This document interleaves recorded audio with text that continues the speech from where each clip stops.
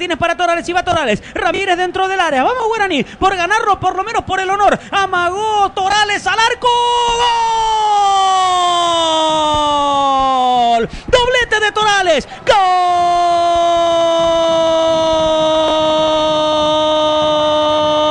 De Guaraní, Richard Torales y su doblete. Y se emociona Torales.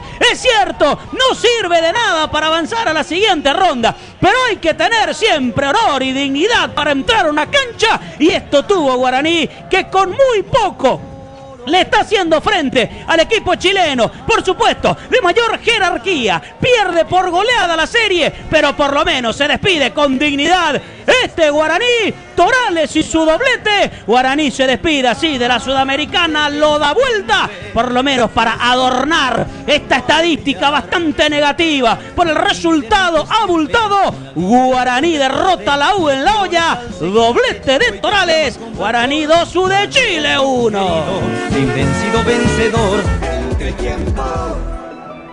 Guaraní tenía el peso de una derrota 5-0. Entraron los pibes y los empujaron. Arrancaron perdiendo nuevamente este partido. Y aquí un tremendo contragolpe. Martínez y un pase de 35 metros del medio hacia el costado derecho para Torales, que le marcaba el pase. Ingresando al área, manda un tiro bajo al poste del arquero. La pelota besa el palo y se le mete. Guaraní lo gana 2-1. Por el honor, Guaraní se lleva este partido.